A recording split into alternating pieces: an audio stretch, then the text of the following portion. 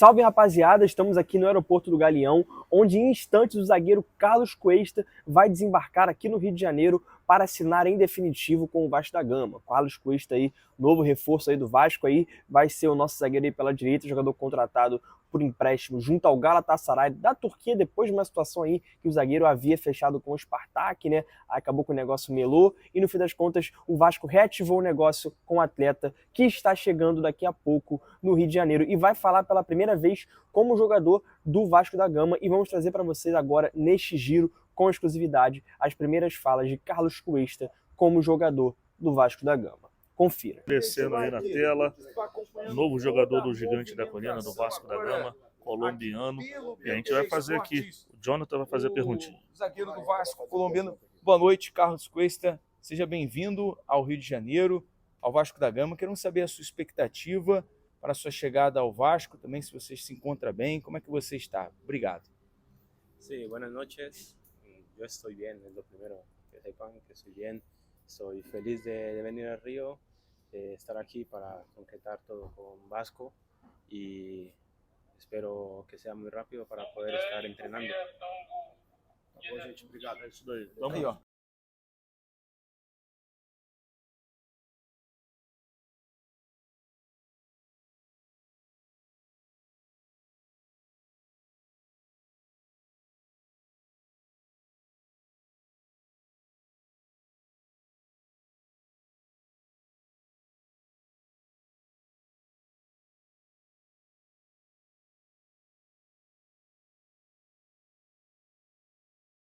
Ó, a GoCase está com promoção rolando lá no site dela e com o cupom Pedrosa você tem desconto, tá? É esse tipo de copo aqui, ó, copo do Gigante. E hoje, cara, olha só, esse aqui é sacanagem, tá?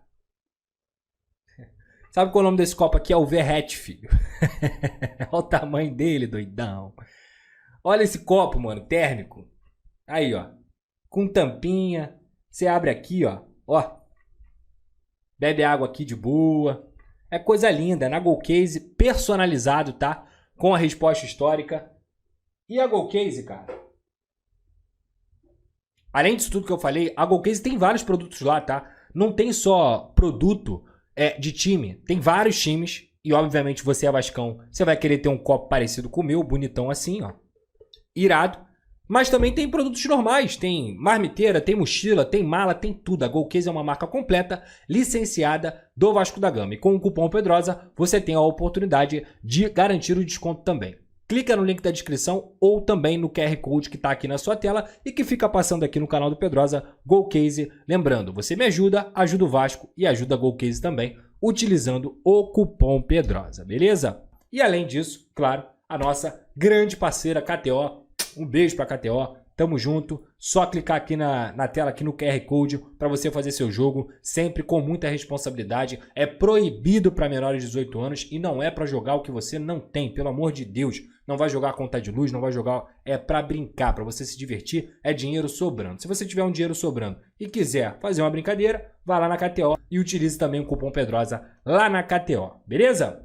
Primeiramente, uma escalação repetida e acertada do técnico Fernando Diniz, que não tinha hoje o Paulo Henrique. O Paulo Henrique sentiu de fato o edema na coxa e, segundo o próprio Vasco, está se recuperando para poder ficar apto para a partida contra o Botafogo. A gente comentou aqui, no jogo contra o Juventude ele teve uma disposição, no jogo contra o Corinthians ele sentiu essa dor e por isso foi preservado justamente para jogar contra o Botafogo. Faz um bom primeiro tempo no primeiro jogo da Copa do Brasil, mas sai no intervalo justamente porque sentiu novamente a lesão. O Puma entra e o Puma não entra mal contra o Botafogo e hoje o Puma também faz uma boa partida. A gente vai começar falando muito sobre ele, por quê? A gente sempre fala aqui sobre a superioridade numérica, que é um aspecto do jogo do Fernando Diniz. E hoje, uma coisa que o Paulo Henrique já vinha fazendo em outras partidas, mas que o Pumita não estava entendendo essa movimentação ainda, o Fernando Diniz consegue implantar a movimentação da superioridade numérica do lateral vindo infiltrar pelo meio e estando mais perto também do setor da bola. E é assim que, inclusive, sai o primeiro gol do Vasco da Gama. Repito, essa escalação novamente foi apenas com a movimentação da saída do Paulo Henrique e da entrada do Pumita. O resto foi o Barros como volante, o Jair como volante, do meio para frente aquele ataque que a gente já conhece, e na zaga também a mesma coisa. Então o gol sai como? O gol sai inicialmente de uma parede do Verratti, que hoje jogou bem. Além do gol, ele jogou bem. Eu até comentei isso aqui na live passada. É muito difícil você ver o Verratti jogando bem de fato, sem ser num jogo em que ele faz gol. Mas hoje ele conseguiu participar dos 3 gols, inclusive. E eu vou destrinchar isso mais pra frente. Então ele faz a parede para o Pumita. O Pumita, que estava próximo da área do jogo, lá na esquerda, consegue brigar pelo meio.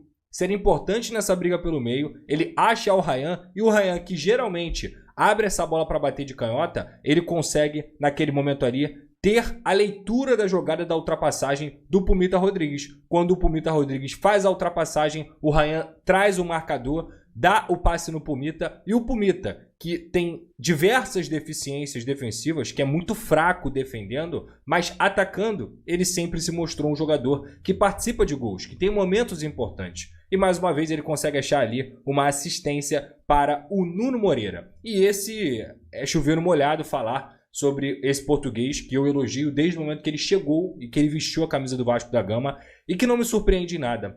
Quando eu anunciei e dei a notícia da contratação dele, de forma exclusiva lá atrás, o Nuno Moreira foi um jogador que eu até coloquei no meu texto e lembro muito bem, ele já estava sendo um dos melhores pontas do Campeonato Português. Ele já estava entre os 5 melhores pontas do Campeonato Português, vestindo a camisa do Casa Pia. E quando ele chega ao Vasco da Gama, a resposta dele é imediata. Ele já tinha feito gol contra o Flamengo, ele fez gol, se eu não me engano, ele fez uma grande partida, não vou lembrar do gol agora, mas uma grande partida contra o Nova Iguaçu. Dentro desse Campeonato Brasileiro, ele já tinha sido importante também em vários jogos. Não à toa, com o gol e a assistência de hoje, ele chega a 12 participações em gols na temporada. São 6 gols e 6 assistências. Algo que o Vasco há muito tempo não tem, que é um ponta, e no caso um ponta meia, porque ele é um ponta construtor, que conseguisse participar e ajudar o time a fazer gols. Essa divisão de gols, essa divisão de responsabilidades por balançar a rede, ela era muito mal feita no ano passado e ela passava diretamente pelo Verratti. É por isso que o Vasco, em alguns jogos também, passava muito esse sufoco de não conseguir ter placares elásticos ou de não conseguir ter jogadores que participassem de forma mais ativa nos números mesmo, não só no jogo. Então, hoje o Nuno Moreira consegue fazer essa finalização. Para mim, ele é disparadamente a melhor contratação do Vasco na temporada de 2025. É um cara que realmente foi um grande achado do Vasco da Gama para essa temporada. 3 milhões e meio, um valor baixíssimo para um jogador que já chegou entregando, digamos assim, um custo-benefício ótimo do português Nuno Moreira. E ele faz o gol.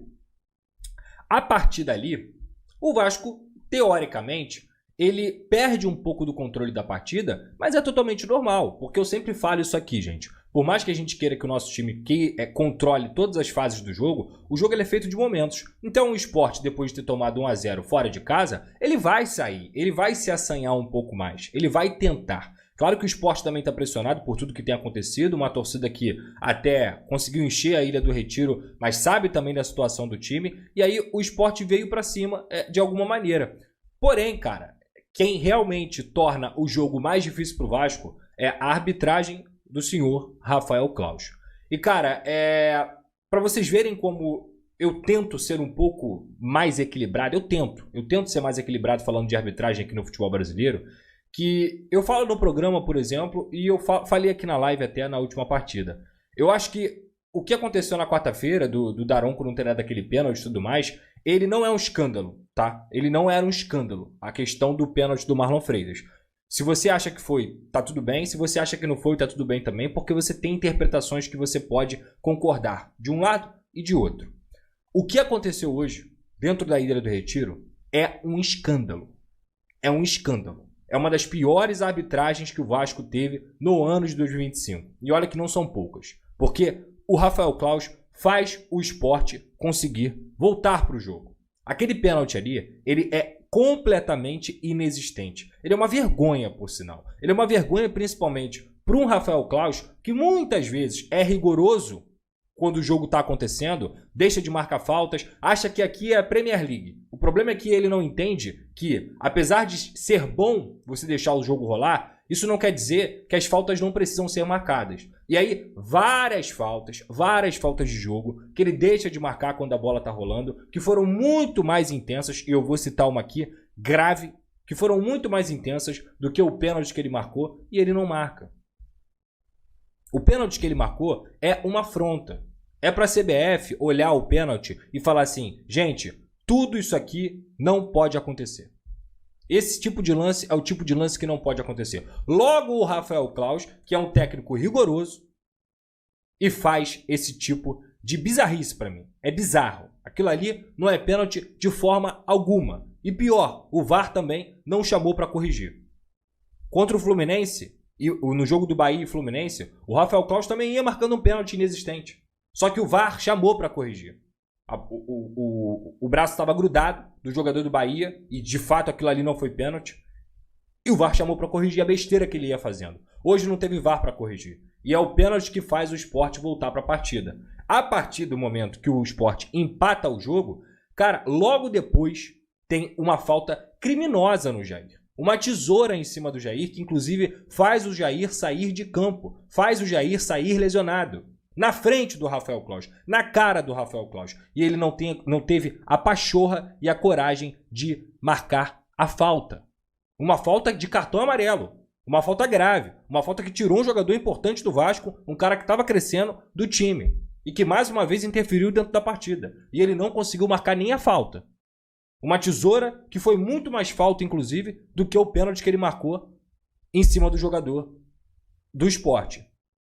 Ou seja, no primeiro tempo, apesar do Rafael Claus, o Vasco ainda conseguiu sair vencedor da etapa inicial, justamente porque hoje, eu acho que, tirando o Ryan, foi uma noite muito boa, foi uma noite muito positiva dos homens da frente. O Coutinho, o Nuno e o Verratti. E quando eu digo isso, não quer dizer que o Ryan jogou mal, que o Ryan foi terrível. Ele só não foi o jogador que a gente sabe que ele é. Mas mesmo não sendo o jogador que a gente sabe que ele é, ele ainda conseguiu participar do primeiro gol quando ele acha o Pumita naquele momento. Mas eu acho que, em ordem de escala, a partida que o Nuno Moreira fez hoje é muito inspiradora para ele, né? Uma boa partida para ele, uma noite inspirada de fato. Em segundo, o Coutinho foi muito bem hoje também. E em terceiro, o Verratti foi muito bem. Porque você pegar o lance do segundo gol, quem briga pela bola duas vezes, primeiro numa cabeçada fazendo recomposição de linhas, é o Verratti, depois ele vai lá, tromba com o jogador do Sport, faz o jogador do Sport se desequilibrar, ou seja, compete sem a bola, e o Coutinho vai lá, arrasta para achar o Nuno Moreira, depois o Nuno Moreira volta essa bola para o Coutinho e o Coutinho consegue fazer o seu gol. Aliás, o 9º gol do Coutinho na temporada. Se eu falei do Nuno Moreira, que tem 12 participações em gols, com 6 gols e 6 assistências, o Coutinho também chegou nesse número.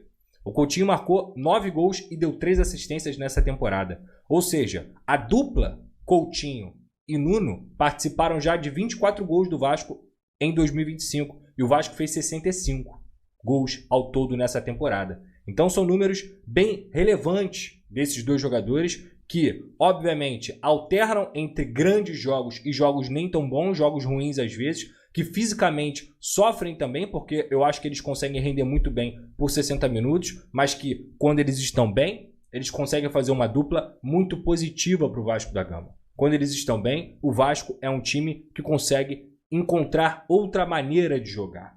Então, hoje, a gente teve um Nuno Moreira e também teve um Coutinho inspirados, com a boa participação do Verratti, tanto no primeiro gol, quanto no segundo gol, em que ele briga para isso acontecer. O Vasco, apesar do Rafael Claus, mais uma vez, apesar do Rafael Claus, consegue sair vencedor do primeiro tempo e, repito, era o que importava naquele momento. Fazer o gol rápido para não sentir tanto golpe, para esse time não desmoronar. Eu acho que até teve um pouquinho de desorganização, mas uma desorganização natural até pelo lance absurdo que aconteceu. E o Lucas Freitas, com toda a razão, dá uma entrevista muito lúcida sobre tudo o que aconteceu. Eu acho que ele foi muito claro ali. Era uma indignação, o pênalti marcado, e ele foi muito bem para mim na entrevista. E ele foi melhor ainda em campo.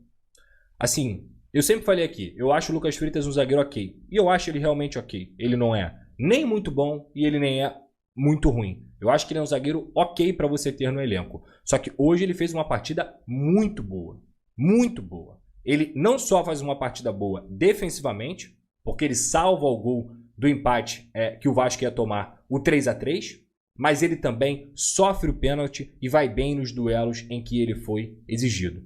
O pênalti, inclusive, é uma jogada muito bem feita. Um lençol muito bem feito do Lucas Freitas, o zagueiro Lucas Freitas, que conseguiu originar o pênalti. O Verratti pega a bola e vai lá e faz o gol. Conta até com um pouco de sorte, a verdade é essa, mas a sorte acompanha os competentes. E nesse fundamento, o pênalti, o Verratti é um cara que é um dos melhores batedores do Brasil, eu não tenho dúvida. Não só por isso, ele tem hoje 44 jogos com a camisa do Vasco e 24 gols marcados. Então, diferentemente de várias outras partidas recentes em que o Verratti, mesmo fazendo gol, não fez um bom jogo, hoje não foi o caso. O Verratti fez um jogo bom sem a bola e com a bola. O Verratti fez um jogo bom, participativo, além do gol, e ainda conseguiu fazer o gol. Ah, mas é gol de pênalti. Um gol de pênalti no momento que estava 2-1, que se ele perdesse, o jogo poderia ter tomado outro contorno emocional, e que os grandes jogadores são importantes também no pênalti. Pênalti não é demérito. Pênalti não é demérito. As pessoas acham que fazer gol de pênalti é fácil. Quantos e quantos perdem pênalti? Quantos e quantos não conseguem ajudar seu time? No momento importante que você tem uma grande penalidade, uma grande oportunidade. O Verratti perdeu pouquíssimos pênaltis com a camisa do Vasco desde que ele chegou. E ele é um cara que no momento decisivo, ele vai lá, pega a bola e faz o gol. Faz o 3-1, que deu a tranquilidade necessária para quê? Para que o Vasco pudesse, dentro da partida, ter controle. E isso aconteceu. Depois que o Verratti faz o terceiro gol, o Vasco inclusive faz uma troca de passes envolvente. Tem olé e tudo mais. O Vasco fica com a bola. O Vasco conseguiu envolver o Sport em algum momento. O Daniel Paulista faz 2 substituições ofensivas e ele perde o meio-campo. Quando ele perde o meio-campo, o Vasco fica mais com a bola ainda. Só que passaram-se 10 minutos. O Sport cresceu um pouquinho. Já estava muito claro que esse time estava sem perna. Já estava muito claro que o Coutinho estava cansado, que o Nuno estava cansado, que o Verratti também já não estava mais ajudando, como se esperava, apesar de ter conseguido segurar uma ou outra bola ali no segundo tempo. E ele poderia ter vindo com as substituições. Ele poderia ter mexido. Ele poderia ter tirado o Nuno antes, ele poderia ter tirado o Coutinho antes, e ele poderia até ter tirado o Verratti, porque ele teria banco para fazer essas substituições hoje. Ele teria condições de fazer isso. E ele não fez. Ele esperou o Vasco tomar um gol, o que estava na cara, depois que o Vasco perde um pouco desse controle. Toma um gol de bola aérea, que é uma deficiência grave desse time há muito tempo. E o Fernando Diniz errou em sua leitura de jogo. Errou porque demorou muito a mexer e não é a primeira vez. Não é a primeira vez. O Fernando Diniz tem dificuldade para ler o jogo e conseguir fazer as substituições. As substituições do Fernando Diniz são substituições precárias em vários jogos. E quando eu digo isso, não é só na troca de peças. Isso tem muito a ver com o tempo em que elas são feitas. Porque se o teu adversário te respondeu colocando 2 jogadores de frente, ofensivos e oxigenando a equipe, e a sua equipe claramente cansou, o Vasco toda hora tentando marcar em bloco baixo, e aqui vai um elogio também. Lembra que eu mostrei para vocês no último... Aqui, ó. Vou até pegar aqui. Teve um jogo, foi o jogo foi do Juventude? Não, foi do Corinthians. Que eu mostrei para vocês aqui o quê? Um posicionamento defensivo, né?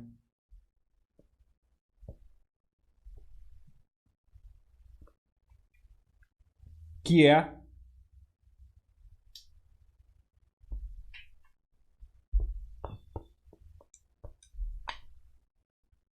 o 4-4-2 sem a bola, que é a linha de 4 defensiva e a linha de 4 aqui com os pontas voltando para poder formar com a dupla de volante. Que no caso desse momento da partida era o Barros, que fez um bom jogo hoje de novo, apesar de não ter sido espetacular. Ele dá outra cara para o meio campo do Vasco, ele dá outra saúde. E o Matheus Carvalho, o Cocão, que fez um jogo mediano, ele não comprometeu. E aqui ficava o Coutinho e o Verratti. Aqui na frente o Coutinho e o Verratti, sendo que são 2 jogadores que, primeiro, o Coutinho cansa muito. Então ele não aguenta determinado momento. O Vasco já tinha cansado há 10 minutos. 10 minutos antes do gol o Vasco já estava cansado. O Nuno já não estava mais conseguindo acompanhar. E não era por falta de qualidade técnica ou de leitura. É que ele estava cansado. O próprio Ryan hoje, aqui na direita, já estava cansado também. nessa recomposição. Ele já estava cansado. Então, toda hora que o Sport vinha aqui com o seu time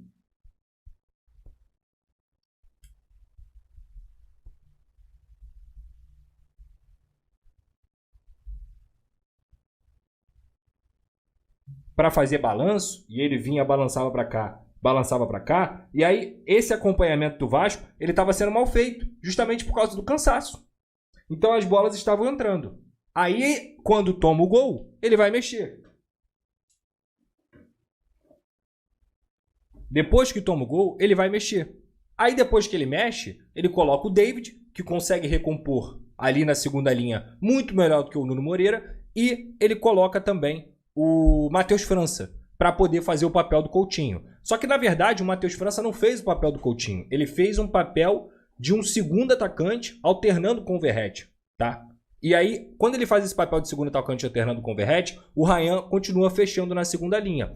O Vasco teve algumas oportunidades, inclusive, de fazer o quarto gol. Uma delas com o próprio Matheus França. Em uma bola que o Ryan dá a assistência para ele, ele bate em cima do goleiro e ele perde o gol. Assim, o Matheus França ainda no seu primeiro jogo, num jogo difícil, num jogo quente, mas mesmo assim ele conseguiu encontrar algumas soluções. Teve uma bola também que o Verratti deu de casquinha pro David, que o David cruzou na área e o Pumita pegou também de primeira e aí o goleiro defendeu. E foram as chances que o Vasco teve, fora um escanteio também que foi importante o Vasco conseguir nesse lance do Matheus França, entre outros momentos que o Vasco conseguiu até ficar um pouco mais com a bola. Mas, de forma geral, eu acho que o Diniz poderia ter substituído o Verratti antes.